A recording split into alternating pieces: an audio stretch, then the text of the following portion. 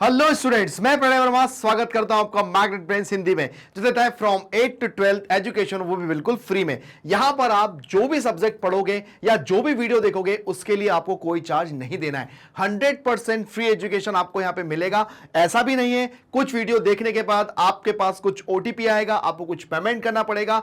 जी नहीं, 100% एजुकेशन आपको यहां पर फ्री मिलने वाला है, चाहे आप कोई सा भी सब्जेक्ट पढ़ोगे। चलिए आज स्टार्ट करने जा रहे हैं हम बिहार बोर्ड से कक्षा 8वीं की गणित, और आज करेंगे इसका अध्याय 10 जिसका नाम है घातांक और घात। आज करने जा रहे हैं इसका परिचय। वो परिचय के अंदर वो सारी चीजें हम लोग करेंगे जो हम अपने चैप्टर के अंदर करते हैं, जैसा कि हम लोग हर बार करते हैं। तो जरूर देखिए, परिचय सबसे ज्यादा इंपॉर्टेंट होता है। चलिए स्टार्ट करते हैं हमारा परिचय और देखते हैं। यहां पर आपके सामने कुछ फॉर्मूले हैं। ये फॉर्मूले आपको या तो इस तरीके से पूछे जा सकते हैं, या मैं आपको अभी एक दूसरा तरीका बताता हूं, या उस तरीके से भी पूछे जा सकते हैं। एक एक फॉर्मूले का एक अपना क्या क्या महत्व है ये हम बताते हैं। चलिए सबसे पहले हमारा जो फॉर्मूला आता है वो ये आता है कि यहां पर आपके सामने दिया हुआ है कि a/b की पावर m a/b की पावर n, अगर इसका मतलब ये होता है यदि आधार समान होते हैं तो घातें जुड़ जाती हैं। फॉर एग्जाम्पल अगर मैं इसको ऐसा लिखूं, ये हमारा आधार है। क्या है हमारा? ये आधार है। ठीक है, आधार समान होता है, जैसे a⁴m इंटू a⁴n। अगर आधार समान होता है तो घातें जुड़ जाएंगी। जुड़ जाएंगी मतलब कैसे?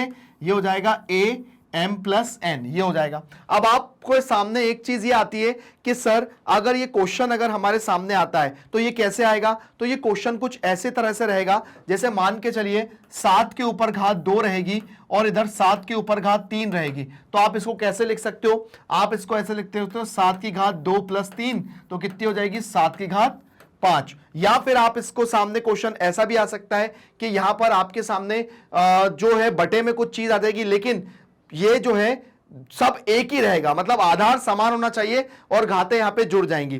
तो क्वेश्चन आपके सामने एग्जाम में इस तरह का, या आपके एक्सरसाइज के अंदर आपके जो क्वेश्चंस रहेंगे वो आपको इस तरह से रहेंगे। तो आपको समझना है कि अगर आधार समान रहता है तो घातें जुड़ जाएंगी, और उसके बाद आपके आधार में कुछ भी आ सकता है ना। ये कहते हैं हमारी घात है। ये क्या कहलाती है? ये घात कहलाती है। ठीक है, तो आधार समान, और ये कहलाता है हमारा आधार।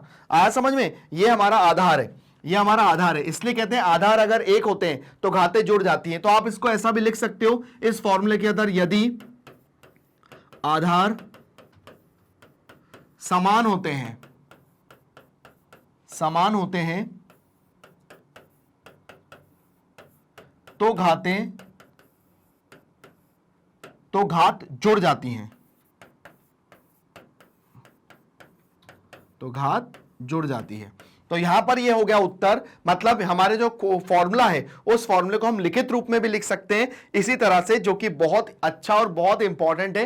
तो इसको अगर इस तरह से दिया हुआ है तो ये भी देखिए a/b और a/b आधार है, समान है। तो देखो m और n आपस में क्या हो गए? जुड़ गए। तो ये हो गया हमारा आधार समान है तो घातें जुड़ गई।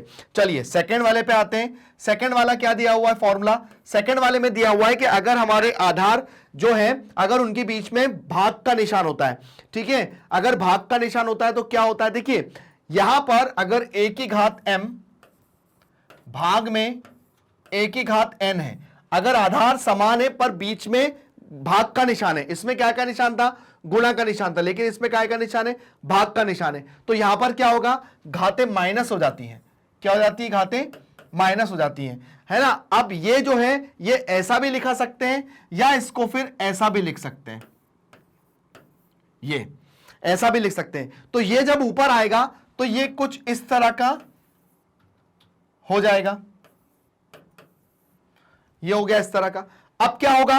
अब भाई आधार समान है, घातें जुड़ेंगी, लेकिन क्या होगा? बीच में प्लस का निशान तो आएगा, लेकिन हमारी घात यहां पर माइनस में है ना, तो ये क्या हो जाएगा?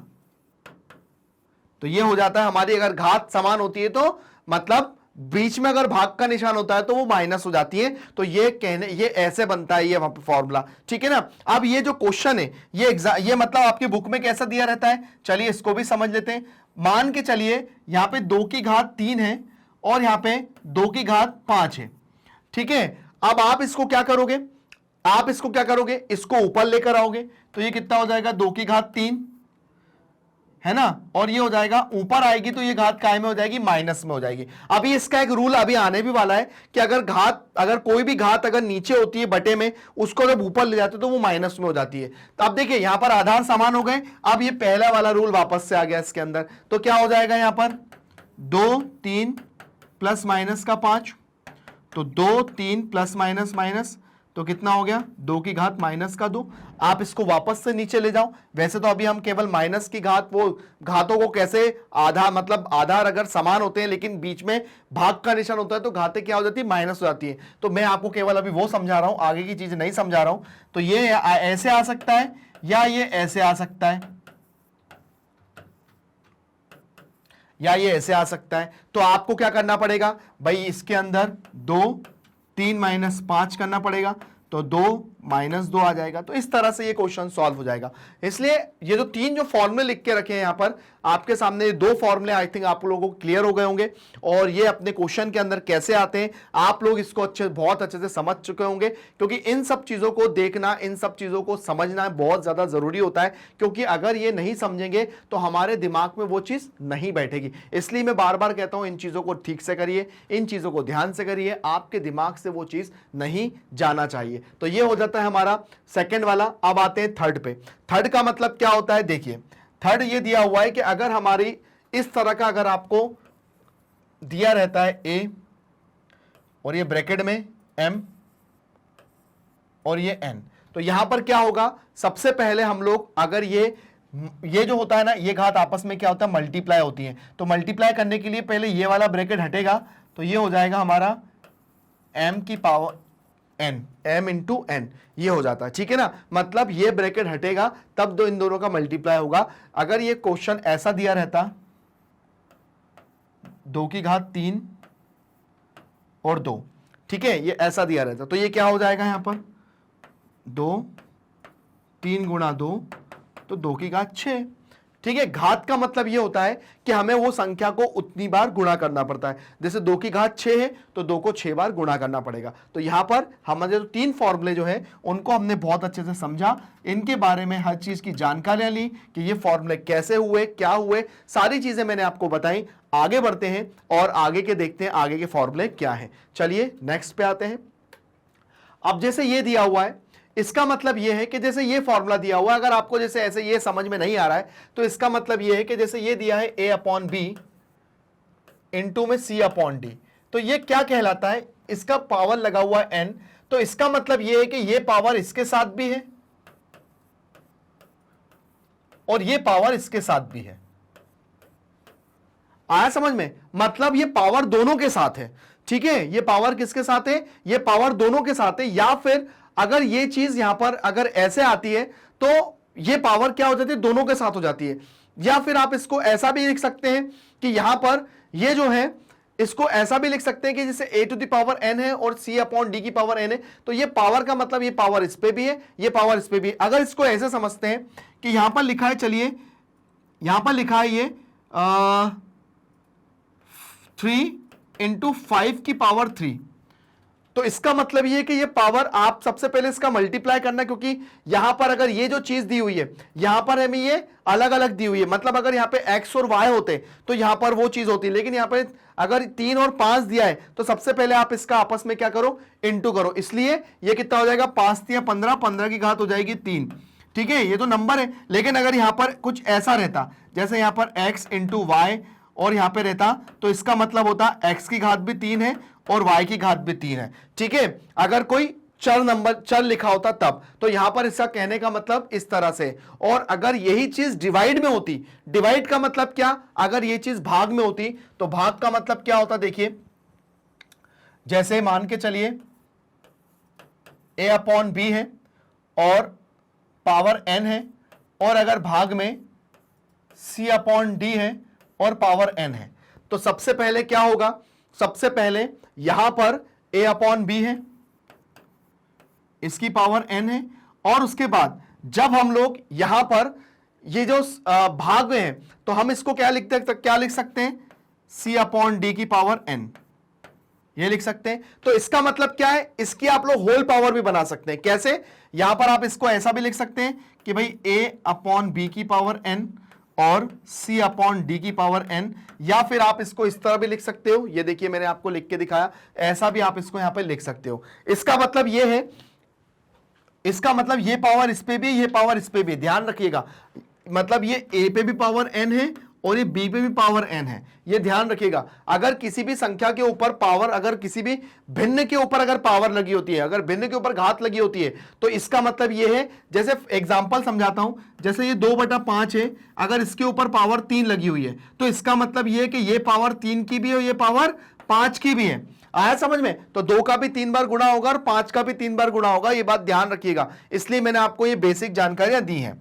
आगे देखते हैं, जैसे 5वें नंबर का है, ये वाला है, अगर a अपॉन बी पे पावर अगर माइनस लगी हुई है, ठीक है, तो अगर मैं इसको पलट देता हूं, अगर मैं इसको b अपॉन a कर देता हूं, तो पावर क्या हो जाएगी मेरी, प्लस में हो जाएगी। फॉर एग्जाम्पल, जैसे 3/7 लिखा हुआ है और इसके ऊपर घात माइनस में लिखी हुई है, तो ये 7/3 होकर घात मेरी काय में हो गई, प्लस में हो गई। तो इसका मतलब ये है कि ये जो 7 है, 7 को भी 2 बार लिखना है और 3 को भी 2 बार लिखना है, तो 7 49 और 3 9, ये होता है इसका पूरा तरीका करने का। आया समझ में? ये चीज है, ठीक है। यहां पर एक बात और मैं बता दूं, जैसा कि मैंने पहले बताया था, अगर जैसे मान के चलिए यहां पर पावर माइनस में है, यहां पे पावर माइनस में है, ठीक है, a की पावर अगर माइनस में है, तो ये ऊपर जाएगा तो पावर काय में हो जाएगी, प्लस में हो जाएगी। और अगर यहां पे पावर माइनस में लगी है, तो आप इसको नीचे ले जाओ तो ये पावर काय में हो जाएगी, प्लस में हो जाएगी। ठीक है, ये छोटे छोटे बेसिक्स रूल हैं जिसका हमने बहुत अच्छे से अध्ययन करना है और इसको हमें बहुत अच्छे से समझना है। तो ये सारी चीजें हमारे लिए इसलिए इंपॉर्टेंट है क्योंकि ये हमारे चैप्टर का हिस्सा है और जब हम क्वेश्चन करेंगे तो इनका बहुत ज्यादा हमारे क्वेश्चन के अंदर यूजेस है, इसलिए मैंने छोटी छोटी चीजों को आपको बहुत अच्छे से बताया ताकि आप लोग समझिए। यहां पर एक बात और है, जो हमारा लास्ट नियम है, वो नियम ये है कि अगर यहां पर a की पावर a और a की पावर यहां पर कोई 0 है तो इसका मतलब 1 है। अगर किसी भी संख्या के ऊपर अगर आपको पावर 0 दिखती है तो इसका मतलब यहां पर क्या है, 1 आ जाएगा। ठीक है ना। अब जब आप इसके क्वेश्चंस करेंगे तो आपको ये चीज बहुत अच्छे से समझ में आएगी और अच्छे से ये लोग चीज यहां पर आप लोग करोगे भी। तो यहां पर हमें क्वेश्चन में क्या करना है, कैसे करना है, सारी चीजें अभी आपके सामने आने वाली हैं। अब उसके बाद यहां पर इंट्रोडक्शन में यहां पर एक पार्ट और मैं बता सकता हूं कि किसी संख्या का सरलतम रूप और मानक रूप क्या होता है। देखिए सरलतम रूप क्या होता है, सरलतम रूप क्या होता है, जैसे लिखा है 3 7 5 2, ये संख्या का सरलतम रूप है ना, ये संख्या का क्या है, सरलतम रूप है। लेकिन मानक रूप क्या होता है भाई, मानक रूप क्या होगा, आपने देखा होगा 5 × 3 × 10⁵ लगी हुई है, ऐसा ये संख्या का मानक रूप है, ये संख्या का मानक रूप है। तो यहां पर हम लोग अब इसके अंदर सरलतम रूप और मानक रूप क्या पढ़ेंगे, तो यहां पर हम लोग जो है उनके बारे में भी पढ़ेंगे और उसके बारे में जानकारी लेंगे कि भाई संख्या का सरलतम रूप और मानक रूप क्या होता है और उसको लिखने का तरीका क्या होता है, और उसके बाद हम मानक रूप को सरलतम रूप में और सरलतम रूप को मानक रूप में कैसे लिखेंगे, ये हम लोग जब अपनी एक्सरसाइज करेंगे उसके अंदर हम लोग देखेंगे। तो यहां पर हमारा जो प्रश्नावली है, जो हमने प्रश्नावली जो हमारी 10.1 आने वाली है वो उसके अंदर ये है और ये आगे की प्रश्नावली में दिया हुआ है। मैंने केवल आपको बताया है कि हमको इस तरह के क्वेश्चन को भी सॉल्व करना पड़ेगा, लेकिन जब हम ये करेंगे तो मैं आपको इसको बहुत अच्छे से एक्सप्लेन करूंगा कि इस मानक रूप में और सरलतम रूप में, सरलतम रूप से मानक रूप में कैसे हम लोग संख्याओं को बदलते हैं, वो चीज सीखेंगे। तो यहां पर हमारा जो इंट्रोडक्शन का जो पार्ट है, जहां पर मैंने आपको लिया है सारी घातांक और घात बताई, यहां पर हमने सारे फॉर्मूले लिखे। मैं एक बार सारे फॉर्मूले आपके सामने रिवीजन करा देता हूं। पहला फॉर्मूला था, अगर घातें समान है, अगर आधार समान है तो घातें जुड़ जाएंगी, मतलब ये हो जाएगा हमारा m + n, है ना। अगर यहां पर बीच में भाग का निशान है तो घातें क्या हो जाएंगी, माइनस हो जाएंगी। ठीक है। तीसरा क्या था, तीसरा ये था कि यहां पर अगर आपको a/b लिखा हुआ है और पावर n है, तो मतलब यहां पे a की पावर भी m है और b की पावर भी एम है, ध्यान रखिएगा, ठीक है ना। उसके बाद ये चौथा अगर फॉर्मूला हम बात करें कि अगर यहाँ पे a to the power m है तो अगर ये ऊपर आएगा तो ये माइनस हो जाएगा, और अगर ये a to the power minus m है अगर मैं इसको नीचे ले जाऊंगा तो ये हो जाएगा माइनस का। आया समझ में। और उसके बाद यहाँ पर अगला जो नियम है, अगर किसी की पावर अगर 0 है तो उसका आंसर क्या है, 1 है। तो यहाँ पे कुछ छोटी छोटी चीजें हैं जिनकी जानकारी देना मुझे इंपॉर्टेंट लगा। छठा नियम, छठा क्या पढ़ा था, छठा ये था कि अगर यहाँ पे n है और m है तो इसका मतलब ये है कि ये m into n into m ये है। तो इस तरह के पूरे नियम हमने यहाँ पर पढ़े।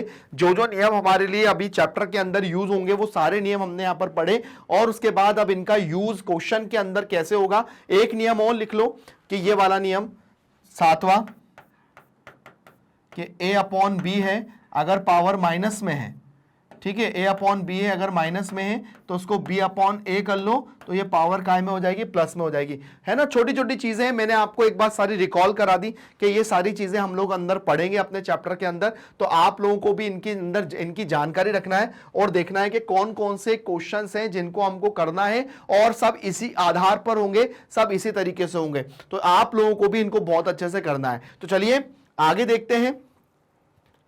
तो चलिए अब आप लोग हमारे वीडियोस को कैसे आप देख सकते हो, उसके क्या क्या तरीके हैं। तो सबसे पहला होता है भाई YouTube।